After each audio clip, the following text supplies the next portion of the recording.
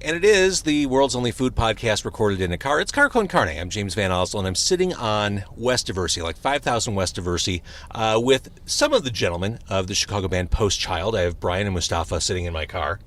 And we're in front of Zacatecas. Is that right? It has to be pronounced that way.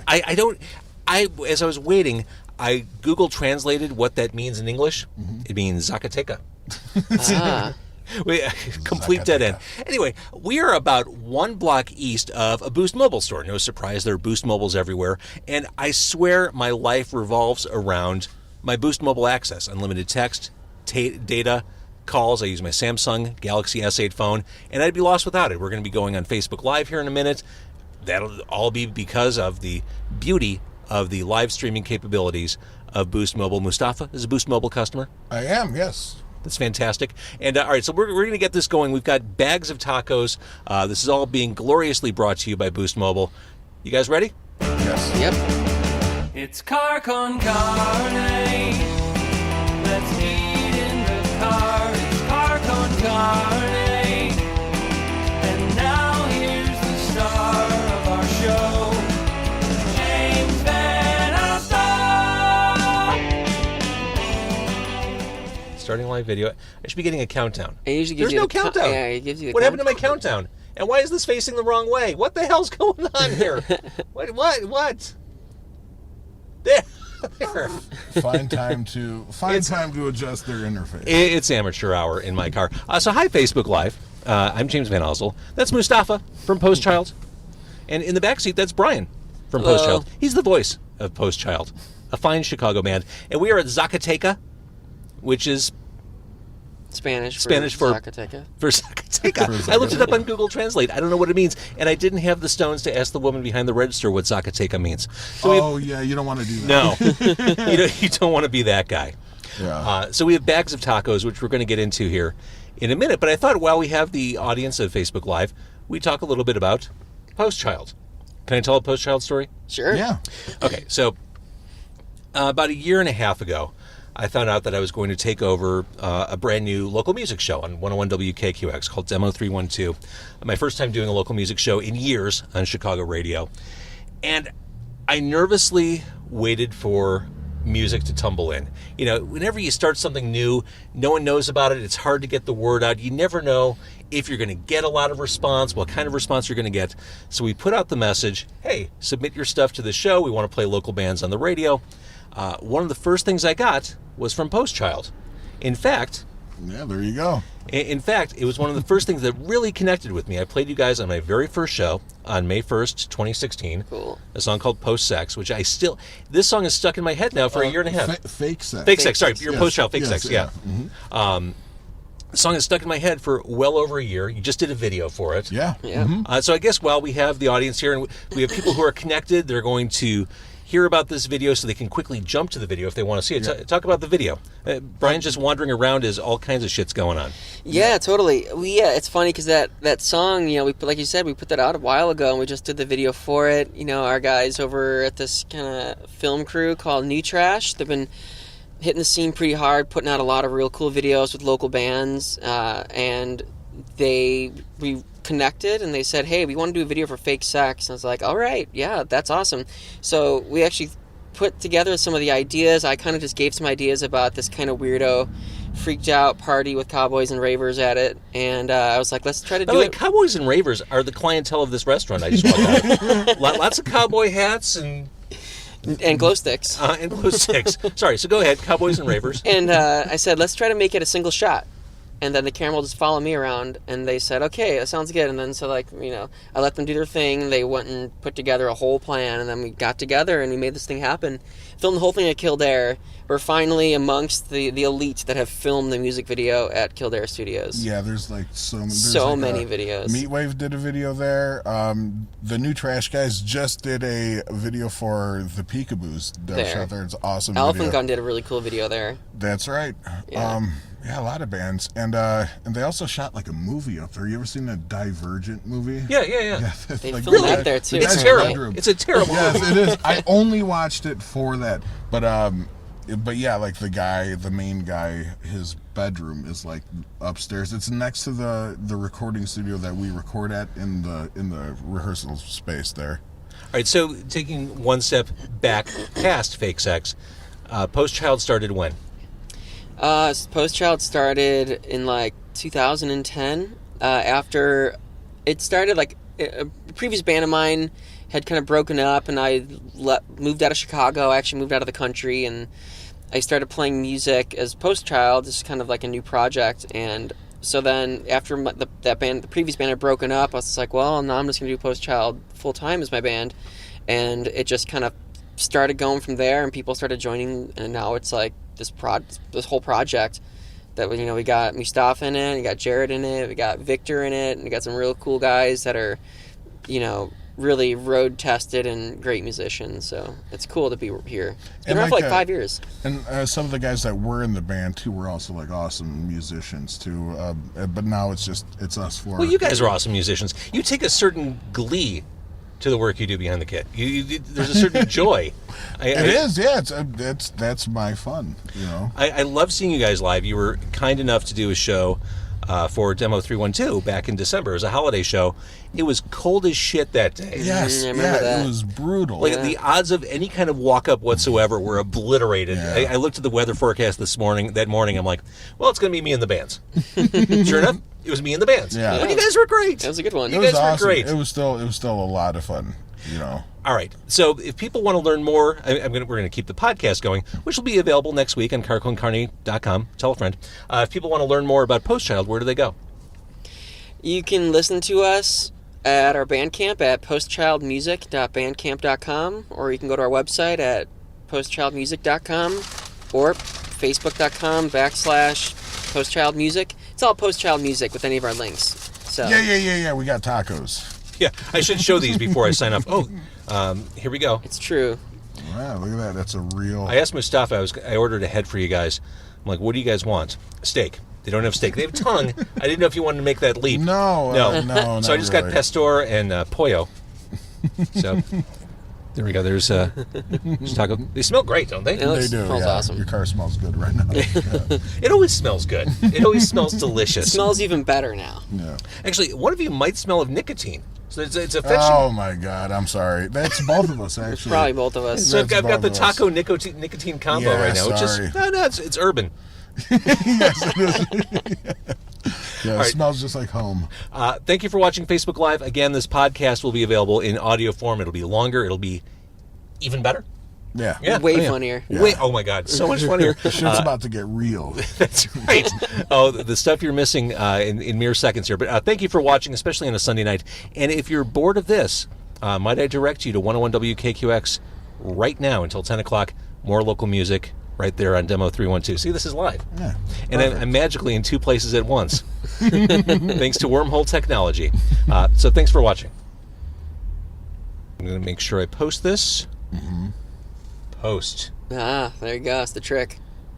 It's like Post Child without the child. See? All right, cool. That's awesome. Yes. That's pretty great. Yeah. Okay, now we're back. Think about like this. We were just talking about how we used to listen to you when we were younger. Think about if you had this kind of technology. Dude, no then. kidding. Seriously. No kidding. Yeah. Thank you. I think I just handed you off all the pastors. Are you cool with that? Yeah. Totally. That's cool with me.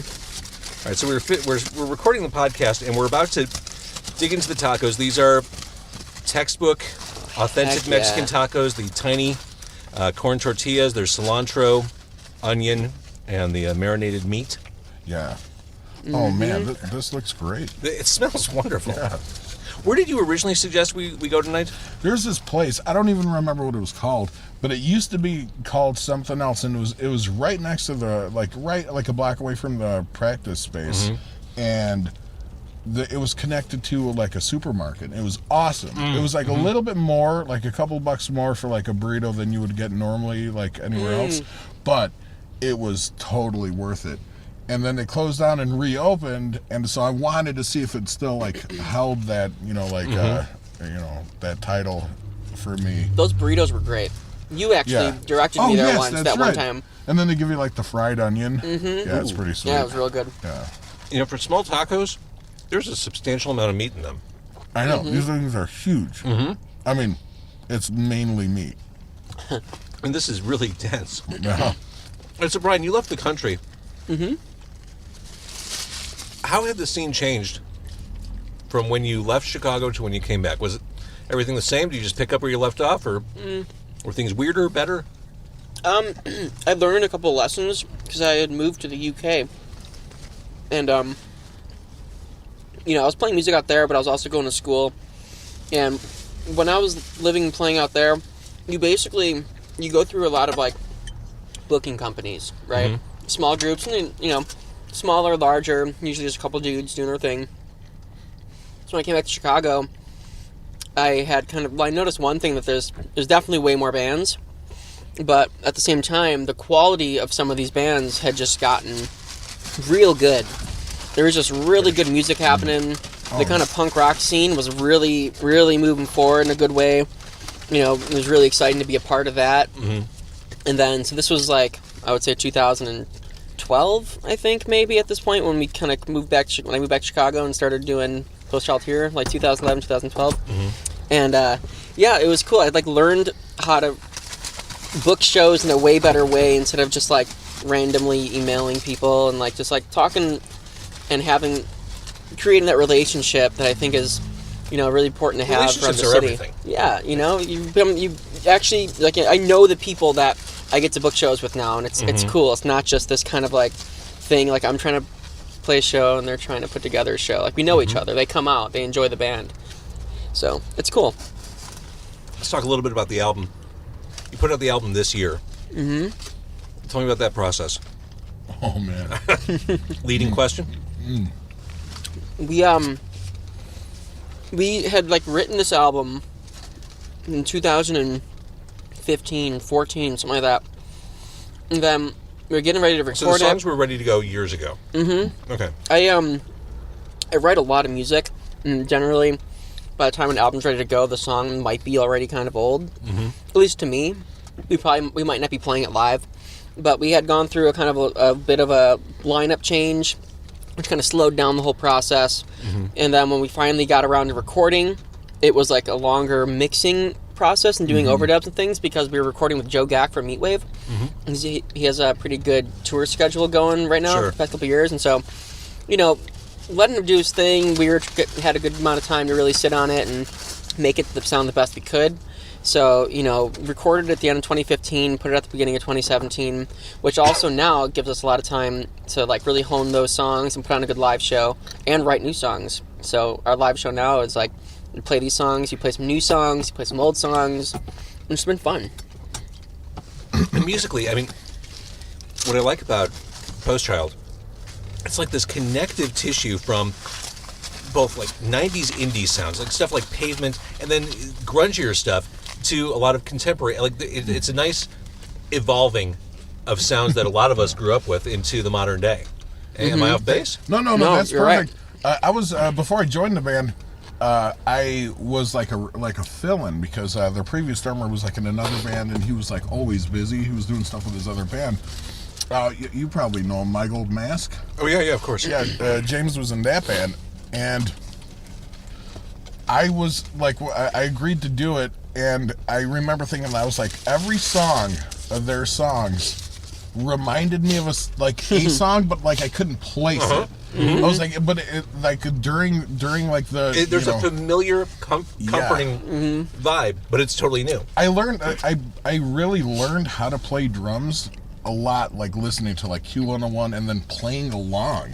In my bedroom and in my garage as a kid, and that's what these songs reminded me of. It reminded me of playing when I was a kid, learning the drums, figuring that stuff out, those amazing songs. Hey, how does that make you feel when you hear that, Bryan?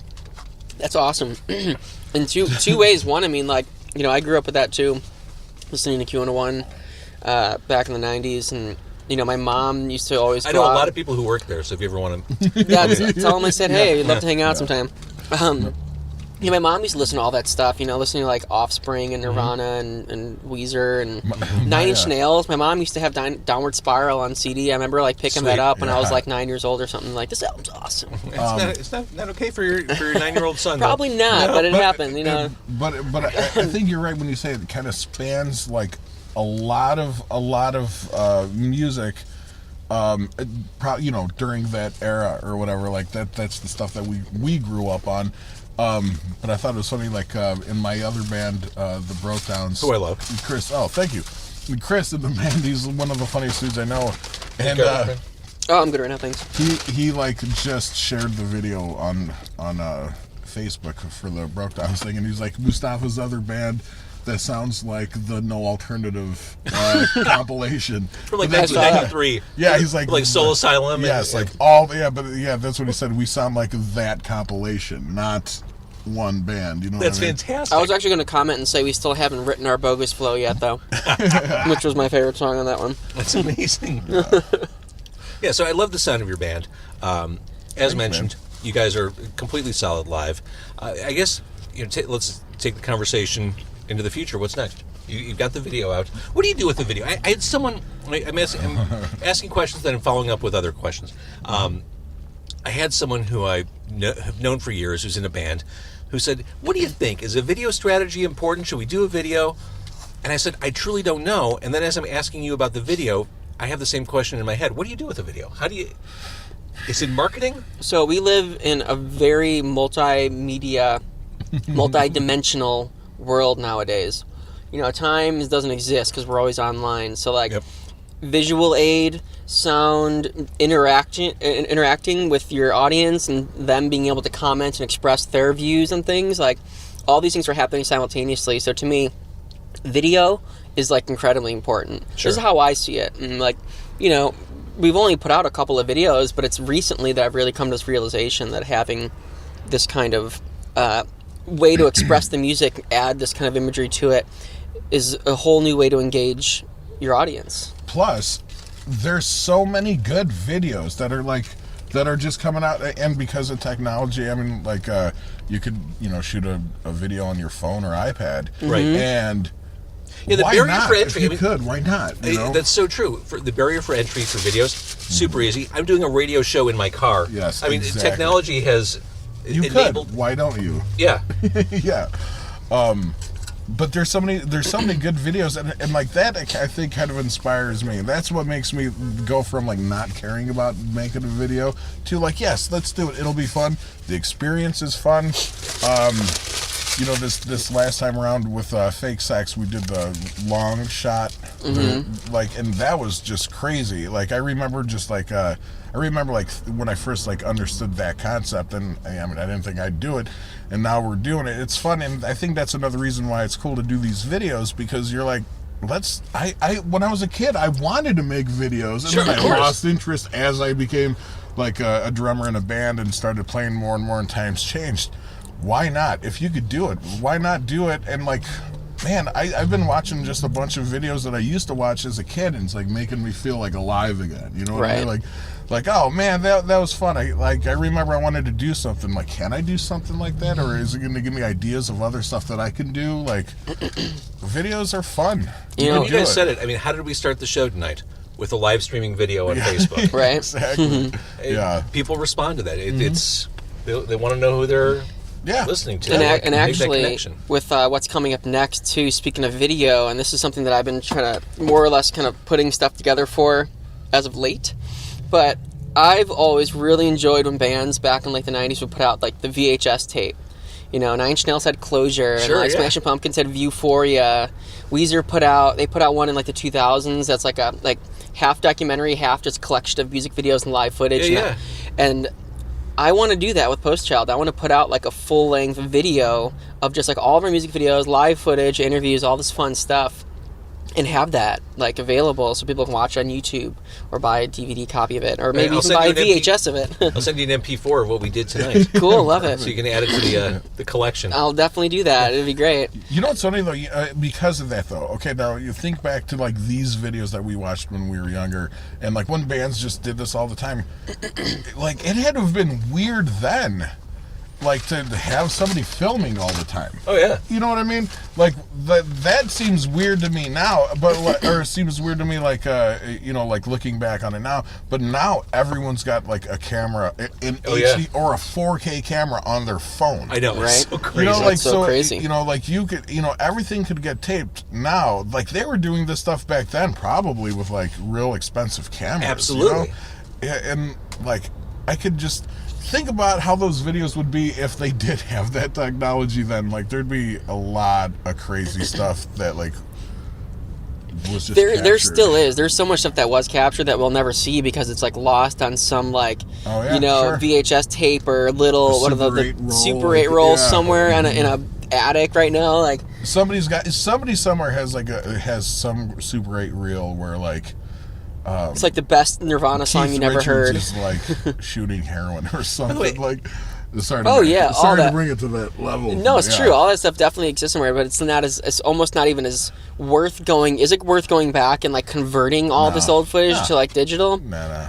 But it feels like we're on a movie set right now. We're staring at a billboard on Diversey for Glen Lerner Injury Attorneys. Yeah. It looks like a fake phone number, 222-2222. And the dude, Glen Lerner, looks like a comic book superhero secret identity. Yes. And his last name is Lerner. Yeah. That's hilarious. It looks like a fake billboard. It is. This is a movie set. Suddenly we're around the set of the new Bruce Willis Die Hard remake. Oh, there's an office across the street for Michael Truth Justice. Right. All right. So post-child, we discuss where we can find you on the socials. This podcast episode will debut in mid-August. Any shows looking ahead we can plug while you're here? What do we got, Brian? Let me take a look. The next one we got is in Milwaukee in a couple weeks. Over the border. But next Chicago show, where are we at here? We're kind of like, right now we're trying to spend time getting ready to start playing more out-of-town shows. Good for you. Next big Chicago show. Do we have anything in September? Well, how about this? People listening can follow you on social media. Yeah, if you go to postchildmusic.com, But the next like official show is more or less official is October 19th at Cobra Lounge. Oh, nice. Yeah, so perfect. I gotta say, I keep forgetting that we're doing a podcast. I keep forgetting that. Like, What do you think we're doing? I think we're sitting in a car eating tacos and This is talking. great. I find that eating, like having a conversation over food, is much more relaxed. Yeah, sure. No one's standing on ceremony. There's a lot less bullshit when you're just sitting around eating tacos in a car. Yeah. Good. Well, I'm glad you feel that way. I was hoping you weren't going to say I feel like I'm on a radio show, because that would have been the opposite of what I was hoping for. Yes. No, but it's just funny because like I think I almost like revealed that like I didn't vote in the last election because I was so comfortable. God damn it! You just did. You just did. God damn it! Well, it seems like everything worked out okay, so nothing to worry about. Yeah, it was all my fault. Yep. Well, we got to blame someone. Yeah. And he's sitting shotgun right now. Yeah. All right, guys, thank you so much for jumping in the car and eating tacos and talking about your most excellent band.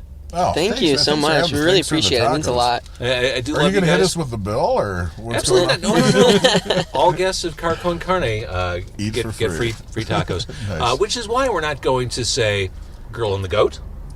There's a budget. Yeah. So, Yes. So the $1.95 Pastor tacos are right in that budget range. And They're nice. right where I need them to be. That's exactly what my body wanted anyway. You can say you want to go out for a nice meal, but at the end of the day, tacos and a bottle of Doritos, Yes. Right? Exactly. Yeah. done. And the tacos were good.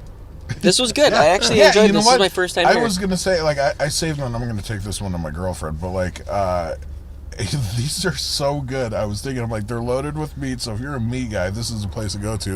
I'm not trying to plug it, but it is so spicy I could taste the heartburn as I'm eating it. I can taste it. Yes, but that doesn't mean it's a bad thing. You No, just gotta- that's a victory. Yes, yeah, you're good. All right, and this podcast, this podcast in general, is sponsored by the fine folks at Boost Mobile. Thank you for listening. If you like it, if you kind of like it, tell a friend, carconcarne.com. Thanks, Post Child. Thank you. Thank you.